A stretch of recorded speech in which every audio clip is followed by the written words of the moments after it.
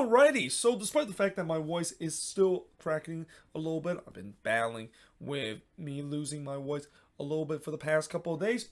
I'm going to begin the first episode of the season preview for this upcoming season, where we're going to preview all 29 MLS teams for this upcoming season and hope we get it done before the regular season, or at least 1 week before the regular season begin. And we're going to once again go alphabetical order, so sorry Vancouver, there probably is going to be the last team that I will mention in the season preview. But just like last year, I will actually first talk about the expansion team because it feels like it's almost a tradition in MLS where every single year we always have an expansion team coming into the league. And this year, it's St. Louis City SC that is going to be coming into the league and become the 29th MLS team that is playing their first ever season in this 27th MLS season of the league history. Now, what's interesting about St. Louis City SC is that usually, when we look at expansion team, it's kind of hard to identify how they're going to do for the season. Well, for some of them, it's kind of easy to say. Some might say that, yeah, they're probably not going to have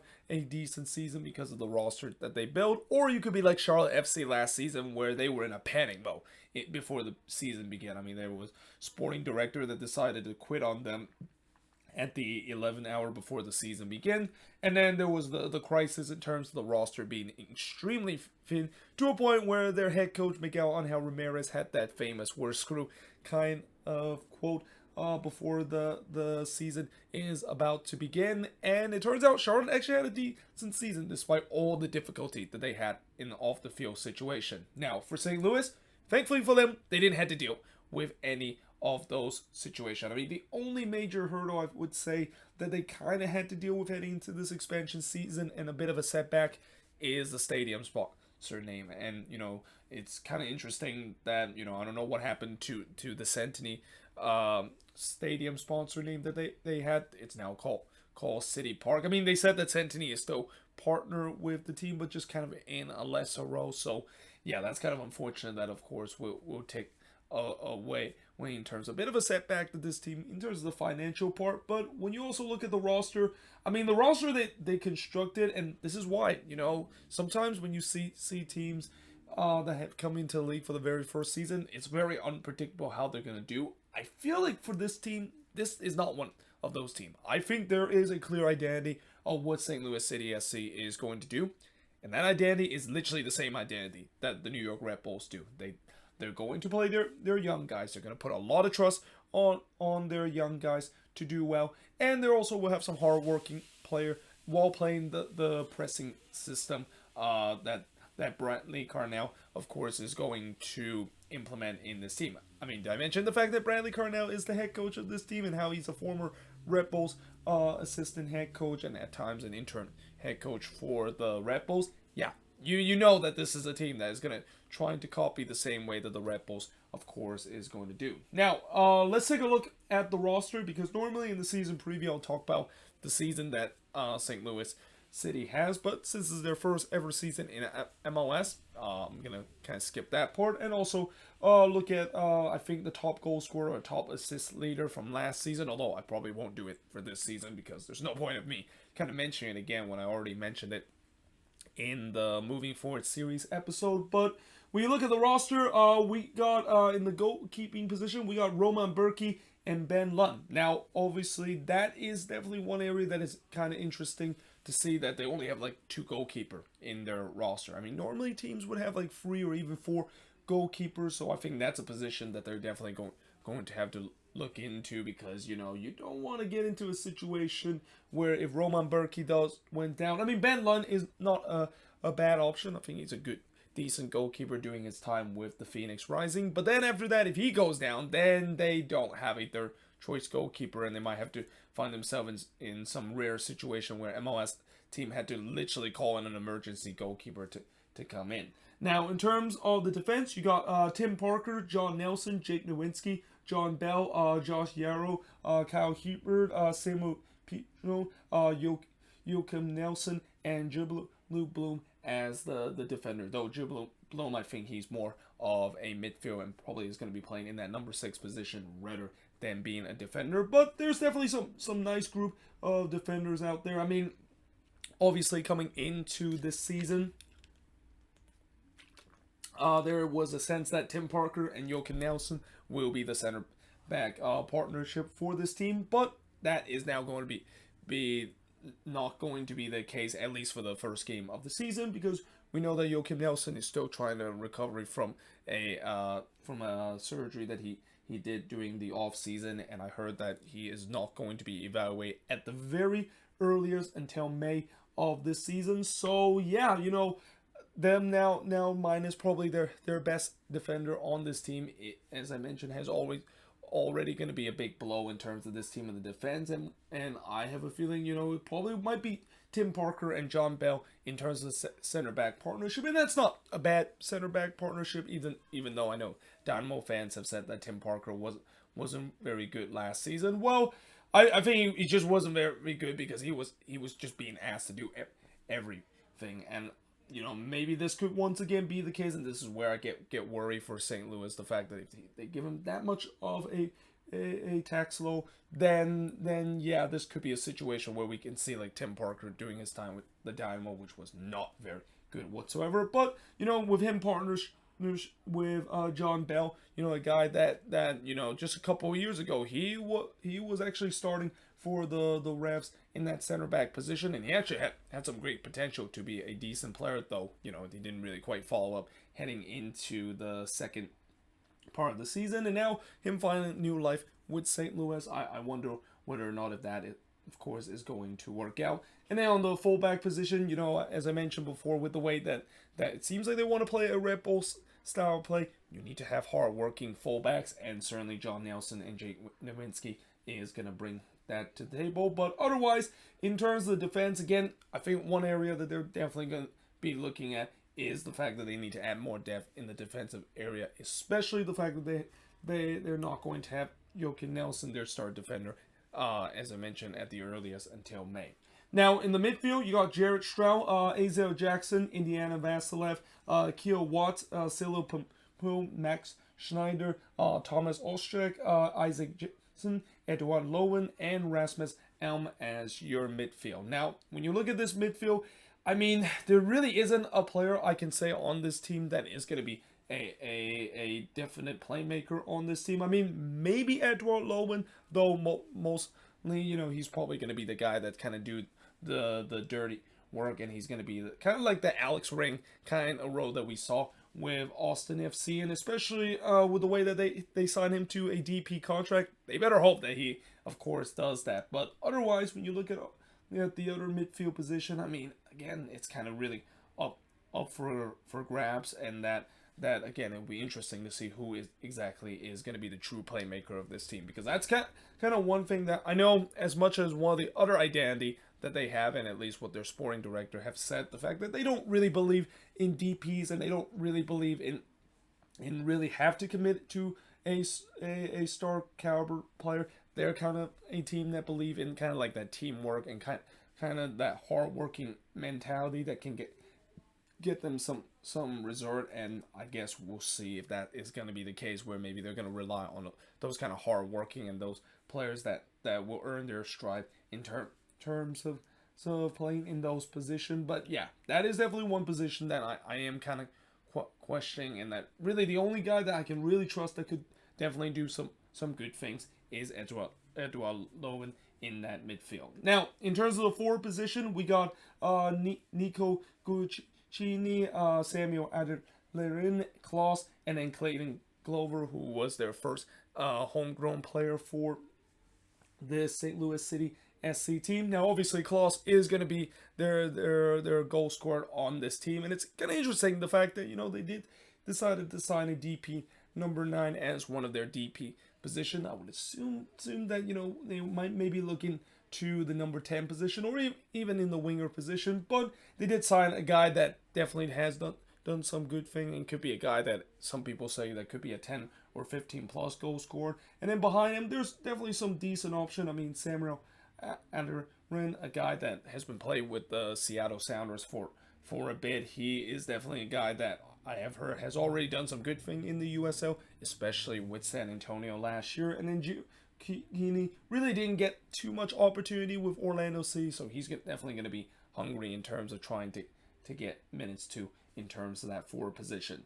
Now, in terms of looking at the strength of this team, I gotta say it has to be the goalkeeping position. And as much as they are short in terms of that, I believe Roman Burki is definitely going to be one of the best goalkeeper in the league. I mean, keep in mind, this was a guy that was playing with Borussia Dortmund a couple of years ago, and a guy that was playing in the biggest game in the Champions League and also in the Bundesliga, which is why it was just absolutely a steal for them to get a goalkeeper for kind of quality like that. Although I will say that, them decide to commit him and decide to give him a DP contract like that, I don't know if that, of course, is the smartest idea, because again, you want to have a decent goalkeeper, but at the same time, you don't really want to spend DP kind of caliber of money, because that's kind of one of the unwritten rule and kind of one of the cardinal sins in MLS, where you don't sign goalkeeper to massive contract. And as much as I said, Roman Burki has been amazing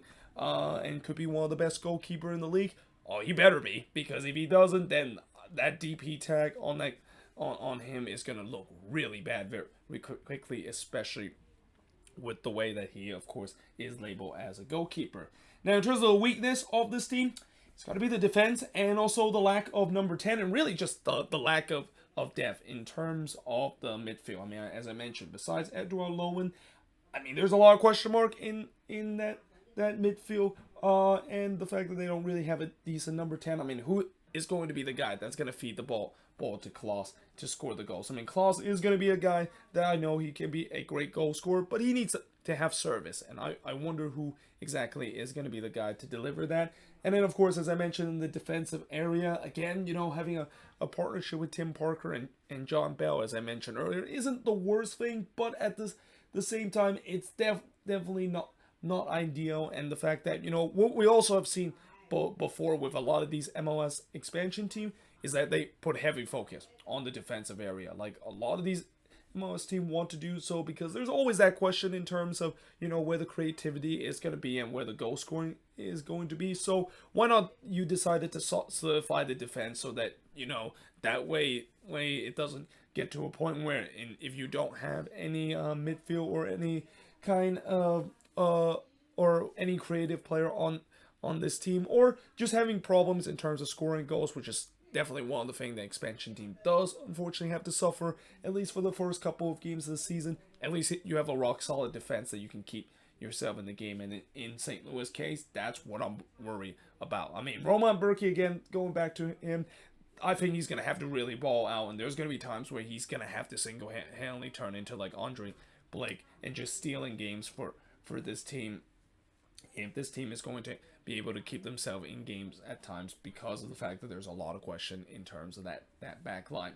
Now, in terms of the free big question coming into this team, will they add another defender? And since their star defender, Joachim Nelson, won't be available until May, again, I kind of mentioned that question already. And by the way, the free big question, I would say that's just kind of generous to say, because there are so many questions about this St. Louis City team, though of course I've already mentioned a couple of it throughout the time when I go through the roster and also looking at the strength and weakness.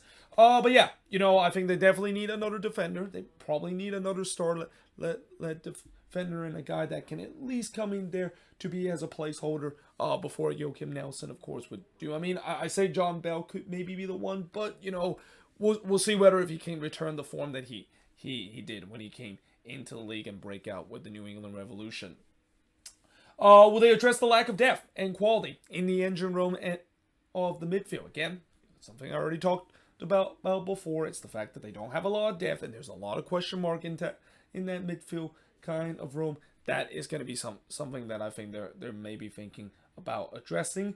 And then, of course, lastly, can Bradley Carnell able to do well implementing a red ball pressing philosophy to this team? Again, I'm pretty sure that when we see how this team is going to be played, I think if you're a Red Bulls fan and you're watching this St. Louis team, you're going to be very familiar, because they're going to play very similar with the way that they're going to be a pressing team. They're going to press team high up the pitch, and that they're going to try to win the ball high up the pitch, which, again, that is also one thing that goes back to what I said about the bad defense, of how, yeah, I mean, if they don't able to get if teams are able to get through their first press and then it gets to that back line, that's when I do have some concern where that back line is going to be firm, or well, not firm, but if that back line is going to be a bit thin and kind of lack of quality, that's when they can basically get scored on most of the time.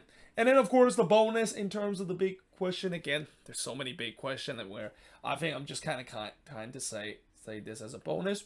Well, they added their DP somewhere down the line, and especially a quality midfield designated player on this team. I feel like they definitely need one, even though I know their sporting director have repeatedly said that they don't believe in DPs and that they'll definitely find a guy eventually that will add that quality. But again, just the way that I have seen what the sporting director has talked about this team, it just feels like he want this team to kind of be a hard-working team and a team that wants to fight tooth and nail. And that's definitely not a bad thing to say, because you want to have that mentality if you want to basically be in games and able to stay in games. But it's one thing to say that, and then it's the other of what happened when those quality, of course, is not going to match. And I think that's okay, because again, this is kind of the thing about expansion team. There's so much unknown in terms of how an expansion team does, and especially it's the first time that all these players is going to play together.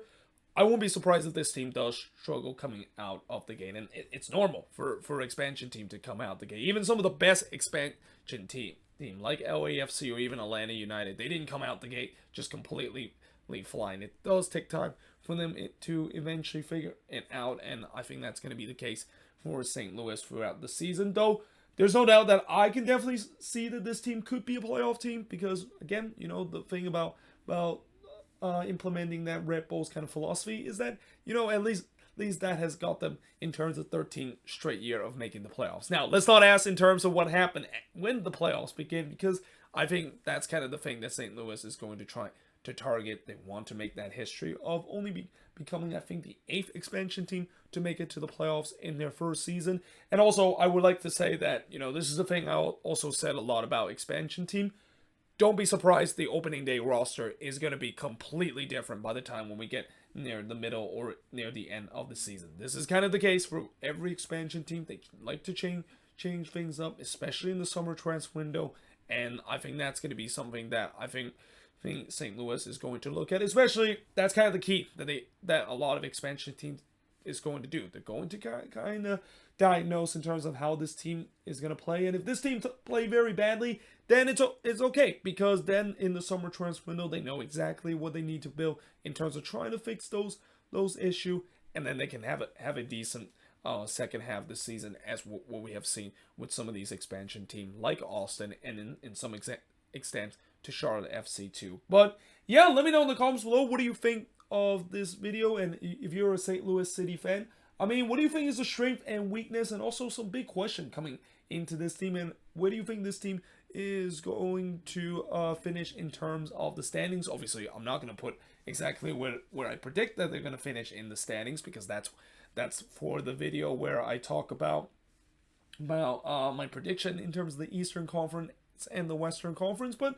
for now, let me know in the comments below what's your prediction of where they're going to finish, and that I have no doubt that they're going to continue to add pieces as the preseason goes along. I mean, I know we're only 1 month away before the beginning of the season, but there's no doubt that this team is going to continue to add, as we heard for the past couple of weeks, where they have continued to add more pieces on this team. And that this is also the reason why it's kind of hard to do the season preview like 1 month in advance, because it can be completely different in terms of if they do sign some names, and that it might address some of the big questions that I've mentioned, or some of the things that I've already talked about doing this moving forward series. But until then, hope you guys enjoy this video. If you do, make sure you guys like, smash the subscribe button, and yeah, I of course will see you guys next time.